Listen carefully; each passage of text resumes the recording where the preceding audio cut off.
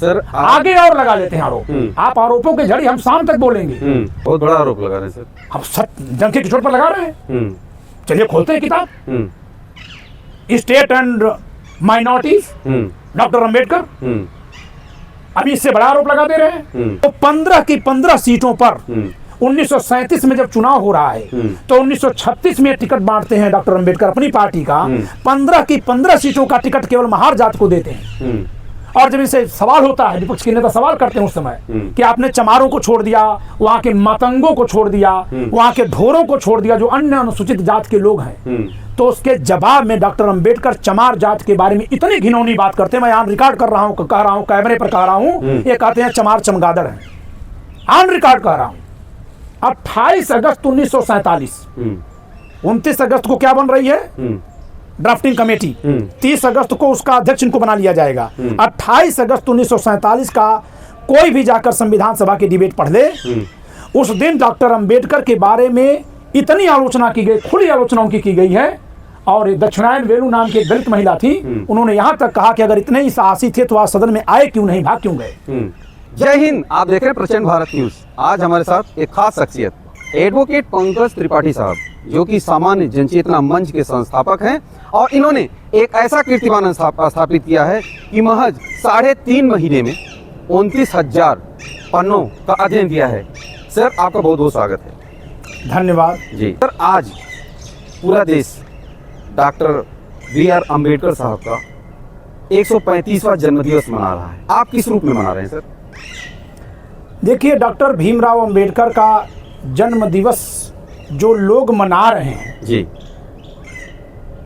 अभी तो हम उन्हीं की तरफ देख रहे हैं कि वो क्यों मना रहे हैं और किस तरह मना रहे हैं। क्योंकि जो आपने भी जिक्र किया कि मैंने 3.5 महीने में 29,000 पन्ने पढ़े जी, तो ये 29,000 पन्ने किन किताबों के हैं और मैंने क्यों पढ़े जी, यह जानना ज्यादा जरूरी है। बिल्कुल सर।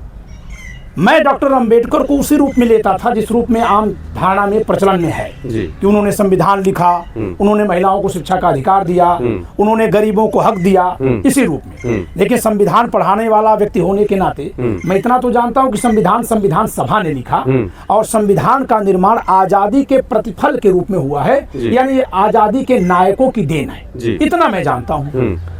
लेकिन मैं तब भी ये मानता था कि डॉक्टर भीमराव अंबेडकर अपने बौद्धिक योग्यता का प्रयोग संविधान लेखन में किए होंगे और अन्य कानूनों में जिनके जरिए समाज में उन्नति आई है अपने योग्यता का योगदान दिए होंगे। लेकिन अब मैं लेकिन लगाकर बात करूंगा।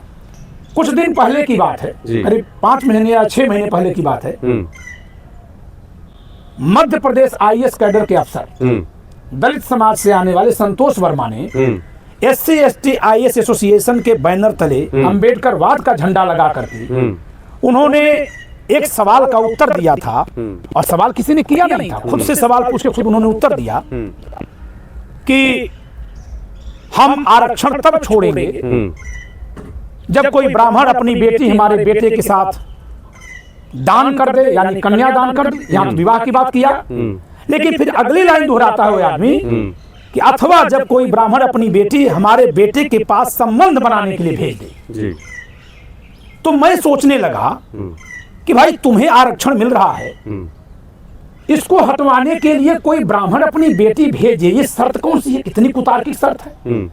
अगर समानता के नियम के तौर पर शर्त के रूप में वह व्यक्ति रख रहा है तो कल कोई वह कहेगा कोई शेख अपनी बेटी भेज दे, कोई पठान अपनी बेटी भेज दे, कोई यादव अपनी बेटी भेज दे। ये कौन सा तर्क है? इस समाज में केवल कुछ खास जातियों के लोगों को ही अनुसूचित जाति और कुछ खास जातियों के लोगों को अनुसूचित जनजाति के रूप में रखा गया, शेष को तो नहीं रखा गया। शेष के किसी डीएम को आरक्षण नहीं मिलता। ओबीसी समाज से कोई अगर डीएम बन गया तो उसके बच्चों को आरक्षण नहीं मिलता। वे तो नहीं कहते कि नहीं फला जात का अपनी बेटी भेज दे। यही व्यक्ति क्यों कहा? तो मैंने उसी दिन एक प्रतिज्ञा ली कि मैं डॉक्टर अंबेडकर के विचारों को पढ़ूंगा, वास्तव में पढ़ूंगा, यानी जो धारणाओं में प्रचलन में है उतने भर से नहीं काम चलेगा, वास्तव में मैं पढ़ूंगा और मैं पता लगाऊंगा कि IAS संतोष वर्मा जो बोल रहा है क्या इसी तरह का भाव डॉक्टर भीमराव अंबेडकर के भी मन में था? क्या वे भी इसी विचार के समर्थक थे? अगर नहीं थे, और मैं यह मानकर चला था, मैंने अपने the logical Indian YouTube channel पर बोला भी है कि मैं यह प्रार्थना कर रहा हूं ईश्वर से कि ऐसा विचार डॉक्टर अम्बेडकर का न मिले, और यदि उनका विचार ऐसा नहीं मिलेगा और दलित आईएएस संतोष वर्मा का ऐसा विचार है जो डॉक्टर भीमराव अम्बेडकर के बैनर तले तो है लेकिन उनके खिलाफ है, तो मैं इसको बर्खास्त करवाऊंगा सेवा नियमावली के नियमों का हवाला देकर। लेकिन अगर यही विचार डॉक्टर अम्बेडकर का भी निकलेगा तो मैंने वहां दावे के साथ कहा कि डॉक्टर अम्बेडकर की मूर्तियां उखड़वाई जाएंगी। अगर मैं शर्त के साथ कह रहा हूं अगर उनका विचार ये होगा तो। और फिर मैं लग गया डॉक्टर अम्बेडकर को पढ़ने। जो ये 29,000 पन्ने पढ़ने की बात है, बहुत सिंपल सी गणित है। हिंदी वांग्मय जो उनका है, डॉक्टर अम्बेडकर हिंदी वांग्मय 40 खंडों में है। एक खंड को अगर 400 पृष्ठों का एवरेज मान लेंगे तो 16,000 का यह हो गया। लगभग 11,000 पृष्ठों की संविधान सभा की डिबेट है, तो 16,000 और 11,000 जोड़ेंगे 27,000 तो यही हो गया। 2,000 पन्नों में आप पढ़ेंगे वर्शिपिंग फॉल्स गॉड अनुसौरी की किताब है जो डॉक्टर अम्बेडकर पर एक रिसर्च बुक है। और इसके बाद making the Constitution of India B Shiva Rao की किताब है, बी एन राव के छोटे भाई की, जो 1960 में डॉक्टर राजेंद्र प्रसाद के हस्ताक्षर से प्रकाशित हुई है। वह किताब मैंने पढ़ा। फिर इसी बीच हमको दिनेश सिंह LLM जो ये किताब लिखे हुए हैं इस समय चर्चा में है, उनकी किताब भी मैंने पढ़ी। तो ये सारी किताबें मिलाकर के 29,000 से अधिक पृष्ठ की हैं। मैं 29,000 आपने जो बोला उसी को सच मान ले रहा हूं। और जब इन किताबों को मैंने पढ़ा तो ऐसी सच्चाई निकल कर आ रही है, ऐसी सच्चाई निकल कर आ रही है कि जिस तरह से अम्बेडकर का महिमा मंडन हो रहा है ऐसा होने का कोई कारण नहीं होना चाहिए, बिल्कुल नहीं होना चाहिए। आप क्या कहते हैं सर कि जो संविधान के निर्माता जी लिखने वाले जी बाबा साहब अम्बेडकर थे? नहीं। कैसे सर? मैं बता रहा हूं। डॉक्टर भीमराव अम्बेडकर को अगर आप पढ़ेंगे तो पाएंगे कि अपनी पार्टी के जरिए ये संविधान सभा में गए बंगाल से। और फिर इसके बाद जब देश का विभाजन हुआ, इनका इलाका चला गया पूर्वी पाकिस्तान के नाते पाकिस्तान में, बांग्लादेश का इलाका, तो फिर से इनको बंबई प्रदेश से लाया गया। बंबई प्रदेश से कब लाया गया? 15 अगस्त के बाद। और ड्राफ्टिंग कमेटी उसके बाद 29 अगस्त को बनी है, 30 अगस्त को उसका अध्यक्ष इनको बनाया गया। डॉक्टर अम्बेडकर 29 अगस्त से पहले संविधान सभा में क्या किए ये जानना जरूरी है, तब समझ में आएगा कि संविधान लिखने में उनका क्या योगदान है और किस तरह का संविधान डॉक्टर अम्बेडकर लिखना चाहते थे। सर मैं रोक रहा हूँ बीच में। जी। इस देश के करोड़ों लोग तो यही जानते हैं कि डॉक्टर BR अम्बेडकर साहब ही संविधान के असली निर्माता हैं। अगर नहीं है तो कौन है सर? जी मैं बता रहा हूँ। हाँ। 1857 की क्रांति जब हो रही थी, हाँ। राजा लोग लड़ रहे थे, हाँ। लेकिन अंग्रेजों के बारे में उस समय की जनता ये जानती थी, हाँ। कि ये राजा निकम्मे हैं, अंग्रेज सही है। तो क्या मान लिया जाए कि उस समय की जनता जो मान रही थी वही सही था? आप पत्रकार हैं, आप भली भांति ये जानते हैं कि ड्रेन ऑफ वेल्थ थियरी दादा भाई नौरोजी, RC मजूमदार, रमेश चंद्र दत्ता ने 1895 से 1905 तक में बताया सबको, भारत के लोगों को, कि ड्रेन ऑफ वेल्थ हो रहा है, यानी अंग्रेज जो हैं वो भारत से धन निकाल करके ब्रिटेन पहुंचा रहे हैं। इस बात को हमारे रजवाड़े भी नहीं जान पाए थे, भले शहीद हो गए थे। उनको केवल ये लगा था कि हमारे राजकाज में हस्तक्षेप करते हैं, और अंग्रेजों ने कहा था कि ये तुमको लूटते हैं, इस नाते हम इनमें हस्तक्षेप करते हैं। तो जनता को लगा कि राजा हमको लूट रहा है, अंग्रेज इसी नाते उनको रोक रहे हैं। इसलिए जब क्रांति हुई तो आम जनता ने साथ नहीं दिया। लेकिन क्या वह सच था? क्या वह सच था? आज ही के दिन एक लेख छपा है, कल 13 अप्रैल को उत्तर प्रदेश के मुख्यमंत्री योगी जी की एक पाती छपी है, योगी जी की पाती डॉक्टर अम्बेडकर के नाम। अभी मैं उस पर अपने चैनल पर वीडियो बना कर आ रहा हूँ। उसमें उन्होंने लिखा है कि डॉक्टर अम्बेडकर समाज सुधारक थे। देखिए झूठ कैसे फैलाया जाता है, मैं इसके उदाहरण के रूप में पार्टी का जिक्र कर रहा हूँ। डॉक्टर अम्बेडकर को समाज सुधारक बनाने के लिए उत्तर प्रदेश के मुख्यमंत्री योगी आदित्यनाथ जी किस तरह की भाषा लिख रहे हैं? ये लिखते हैं कि डॉक्टर अम्बेडकर के घर कार्य में सहयोग करने के लिए सुदामा नाम के एक व्यक्ति को रख रखे थे, यानी एक नौकर थे जिनका नाम था सुदामा। चलिए हम मान लिए कोई दस्तावेज जिनको मिल गया होगा जहाँ सुदामा नाम के व्यक्ति नौकर हैं, इसका भी जिक्र होगा। वैसे तो ऐसा कोई लेखा जोखा है नहीं, लेकिन मान लेता हूँ कहीं मिल गया होगा। अगली लाइन लिखी उस पाती में, सारे अखबारों में, सारे हिंदी अखबारों में पहले पृष्ठ पर 13 अप्रैल 2026 के पहले पेज पर उपाधि छपी है। आगे लिख रहे हैं योगी जी कि एक दिन वो सुदामा जाते हैं पिक्चर देखने, और पिक्चर देख कर आते हैं, सिनेमा देख कर आते हैं, तो बाहर सो जाते हैं। सुबह जगते हैं तो पाते हैं कि डॉक्टर अम्बेडकर जी ने रात में अपना ओवरकोट उनको ओढ़ा दिया था। आम आदमी जब इसको पढ़ेगा तो सोचेगा कितना बड़े दयालु थे अम्बेडकर जी, लेकिन अब अम्बेडकर जी को दयालु थे कि उनको बना के दिखाया जा रहा, दोनों में अंतर समझ लीजिए। आपके घर के सामने घर पर अगर आपका नौकर आपका भाई सो जाएगा तो आप घर में से चद्दर उड़ाएंगे कि अपना कोट उड़ाएंगे, ये बताइए। घर में से क्या उड़ाएंगे? सड़क पर जंगल में सो जाएगा तब न कोट उड़ाएंगे। घर में सोया है तो घर में उसका चद्दर ला के उड़ा देंगे। तो झूठी कहानी एक सच्ची। इसी तरह का झूठ फैलाया गया कि डॉक्टर अंबेडकर ने संविधान लिखा। मैं भी इस झूठ को बहुत हद तक सच मान लेता था, लेकिन फिर भी मैं यह जान रहा था कि प्राधिकार होता है। प्राधिकार अंबेडकर के पास नहीं था, प्राधिकार कांग्रेस के पास था। 216 सांसद उनके थे उस समय, संविधान सभा के सदस्य उनके थे। तो मैं तो मान रहा था कि लेकिन कि ये अंबेडकर लिख नहीं सकते, लेकिन अंदर क्या लिखा है किसने, जरा इस पर चर्चा करते हैं। ये चोरी गेट से एक प्रस्ताव पेश कर रहे थे, जिस प्रस्ताव के अनुसार अगर वो प्रस्ताव पारित हो गया होता तो जहां भी सुरक्षित सीटें थी वहां अनुसूचित जाति में जो बहुसंख्यक समाज है, जो जाति है, केवल उसी जात के लोग ही चुनाव जीत पाते और कोई चुनाव जीत ही नहीं पाता। अंबेडकर इस तरह का संशोधन करवाना चाह रहे थे जिसको संविधान सभा ने खारिज कर दिया सिरे से। तो अगर अंबेडकर संविधान लिखते तो प्रावधान आता जो खारिज हो गया। मैं उदाहरण दे रहा हूं आपको, पहला उदाहरण।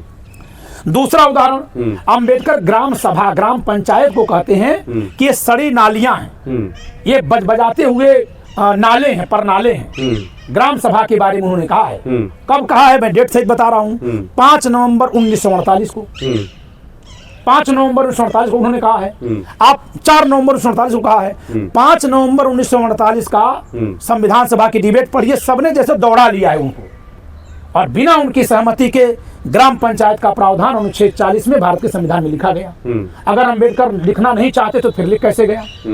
अंबेडकर वो लिखना चाह रहे थे, वो नहीं लिखा गया। अब अंबेडकर एक बात और लिखना चाह रहे थे जो नहीं लिखा गया, वो बता रहा हूं। पूरी इतनी मोटी किताब है वो। मैंने कहा था शुरू में कि अंबेडकर के कार्य को 2 हिस्से में देखना पड़ेगा। एक जब वो कांग्रेस के माध्यम से आ जाते हैं और एक जो पहले थे। तो अप्रैल 1947 में, अप्रैल 1947 का मतलब जब वो पूर्वी बंगाल के इलाके से ही थे संविधान सभा, उस समय ड्राफ्टिंग कमेटी नहीं बनी है, कई कमेटियों के सदस्य थे। तो उन्होंने अपनी पार्टी जिसका नाम था अनुसूचित जाति महासंघ, शेड्यूल्ड कास्ट फेडरेशन की ओर से एक ड्राफ्ट संविधान पेश करते हैं, अपनी पार्टी की ओर से। वो संविधान सभा की ओर से नहीं, अपनी पार्टी की ओर से पेश करते हैं। उस दस्तावेज का नाम है राज्य और अल्पसंख्यक, स्टेट एंड माइनॉरिटी। यहां माइनॉरिटी का मतलब ये नहीं है मुसलमान, नहीं, मुसलमानों का तो अलग देश मिल रहा था। माइनॉरिटी कहते थे अंबेडकर अनुसूचित जाति के लोगों को। उस दस्तावेज को पढ़िए, उस दस्तावेज में जो लिखा है उसके अनुसार भारत में किसानों को खत्म कर देना चाहिए। भारत में किसानों को खत्म कर देना चाहिए।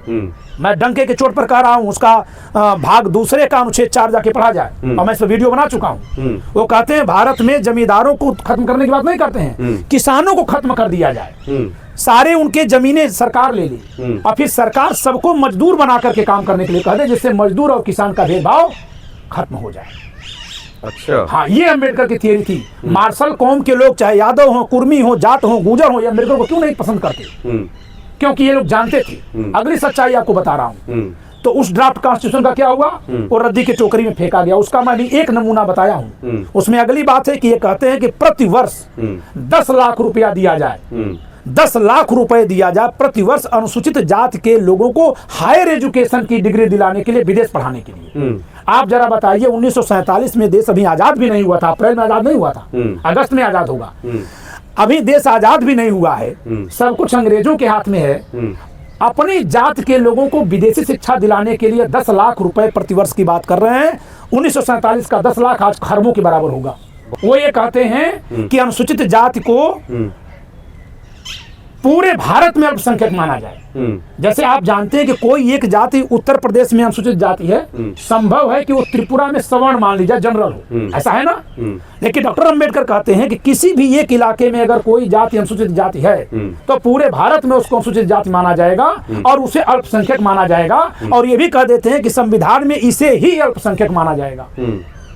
इससे बड़ा आरोप सुन लीजिए, और आरोप बता दें आपको। उनके वांग्मय के 38वें भाग में पृष्ठ संख्या 567 में 15 अक्टूबर 1956 को उनका दिया भाषण है नागपुर का, जिसमें महिलाओं पर आरोप लगाते हैं और कहते हैं कि महिलाएं संसद में क्या करने जाती हैं, कसोटा खोलने जाती हैं। कसोटा का मतलब साड़ी खोलना, मराठी भाषा में जो ऐसे पीछे नहीं खोसा जाता है साड़ी, तो उसी को खोलने जाती हैं, इस तरह का आरोप लगाते हैं। अगली बात कहते हैं कि महिलाएं अगर संसद में जाएंगी, विधानसभाओं में जाएंगी, तो उनके बच्चों की नाक कौन पूछेगा। हम तो इनको ये मानते थे कि ये महिलाओं के पक्षधर है। ये भाषण 1956 का इनका। 1951 में ये जमींदारों का मुकदमा लड़ने गए हैं। 9 दिसंबर 1951 को डॉक्टर अंबेडकर जमींदारों की ओर से मुकदमा लड़ने सुप्रीम कोर्ट गए हैं। यानी डॉक्टर अंबेडकर किसानों को खत्म करना चाहते थे, लेकिन जमींदारों को बचाना चाहते थे। अब आप बता दीजिए कि किस तरह की आर्थिक समानता क्या इनके मन में थी। 1932 में पूना पैक्ट होता है। 1932 में पूना पैक्ट, गोलमेज सम्मेलन में जब गए थे, जब इन्होंने कहा कि दलितों का नेता मैं हूं, अछूतों का नेता मैं हूं, गांधी ने कहा कि नहीं अछूतों का नेता मैं हूं। अंग्रेजों को इनको नेता मानना था, इनको मान लिए, और अछूतों का एक पृथक निर्वाचक मंडल बना करके उन्होंने कानून पास कर दिया। उसके खिलाफ गांधी जो है पूना के जेल में, यरोदा जेल में अनशन पर बैठ गए। अनशन पर बैठने के बाद दोनों में समझौता हुआ, जिसको हम पूना पैक्ट कहते हैं। पूना पैक्ट में क्या हुआ था?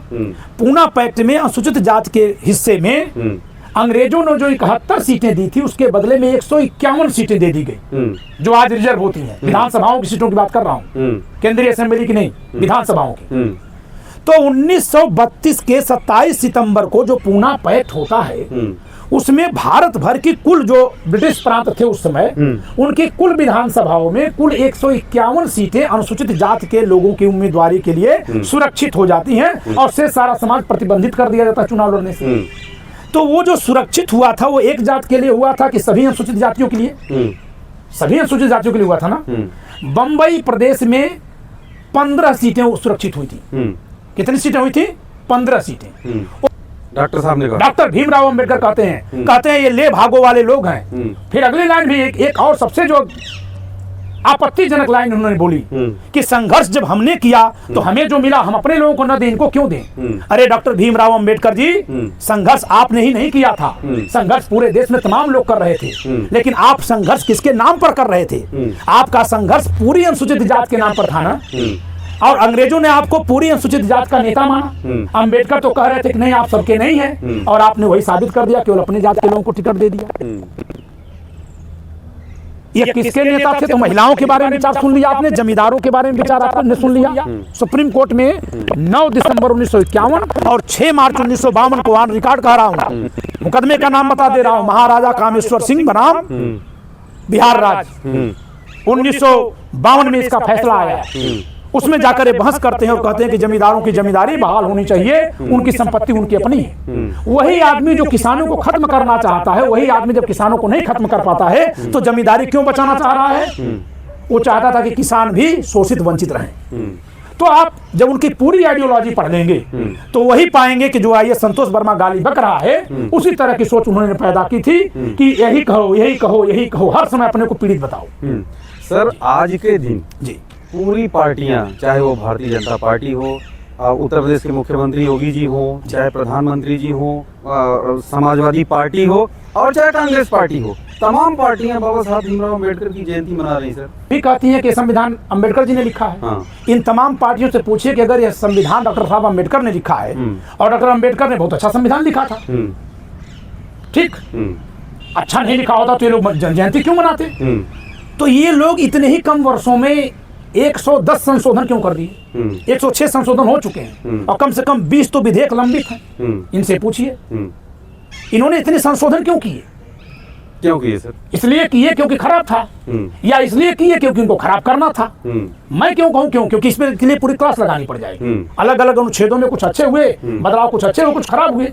लेकिन हम इन्हीं से सवाल कर दे रहे हैं कि अगर 75 वर्षों में 106 संशोधन करना पड़ा, और उसमें भी जो इंदिरा गांधी की सरकार थी 1971 से 1977 तक की, वो 5.5 साल 6 साल की सरकार थी, उसमें आपातकाल भी लगा था, वो एक सरकार भर में ही 24वां संविधान संशोधन भी हुआ। 24वां कैसे लिखेंगे? 2 और 4, और उसी सरकार ने 42वां संशोधन भी किया, 4 और 2।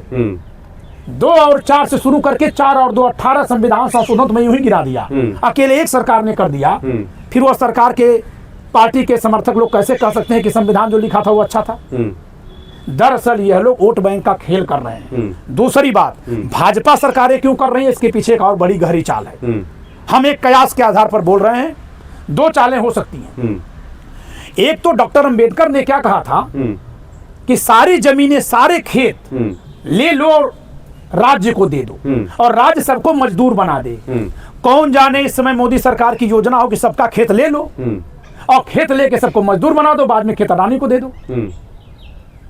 कौन जाने भाई, आज अंबेडकर का महिमा मंडन होगा तो कल वही राज्य और अल्पसंख्यक नाम का उनका जो संविधान सभा में अप्रैल 1947 में प्रस्तुत किया गया दस्तावेज है, उसी दस्तावेज को सामने रखेंगे और कहेंगे बाबा साहब ने तो ये कहा था, यही सबसे बढ़िया है। तो मान लेंगे सब ये बहुत सारे लोग नहीं मान लिए। मैं आपसे पूछता हूँ, अनुच्छेद 334 हम जानते हैं, आप जानते हैं? नहीं जानते हैं। अनुच्छेद 334 में 10 वर्ष के लिए जो ये गोलमेज सम्मेलन के बाद, पूना पत्र के बाद जो सीटें सुरक्षित की गई थी, महज 10 वर्षों के लिए की गई थी। ऑटोमेटिक 25 जनवरी 1960 को ये जितनी सुरक्षित सीटें हैं जो हम सबके लिए प्रतिबंधित हैं, कितने प्रतिशत आबादी के लिए? 79.5% आबादी के लिए प्रतिबंधित है चुनाव लड़ना। ये सारी सीटें 1960 में फ्री हो जानी थी। 1960 से 2030 तक ये चला गया और हर साल, हर 10 साल पर संशोधन होता है संविधान में। 2019 में कश्मीर का 370 हटा करके पुनर्गठन हुआ। 2019 में हुआ, द्विवेदी जी आपको खबर है नहीं है?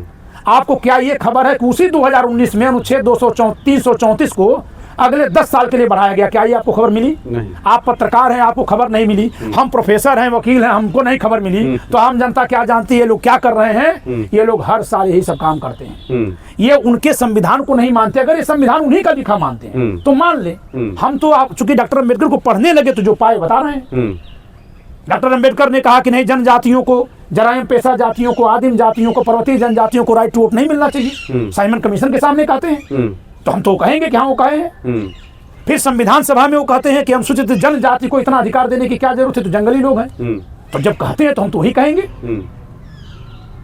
सर एक अंतिम सवाल सर आपसे कि अभी 5 राज्यों में विधानसभा के चुनाव हो रहे हैं जी, लेकिन तमिलनाडु हो गया, वहाँ किसी ब्राह्मण को टिकट नहीं दिया जाता जी। एक बात, अब जो कोर वोटर थे बीजेपी के, अब वही बीजेपी से दुश्मनी क्यों हो गई सर?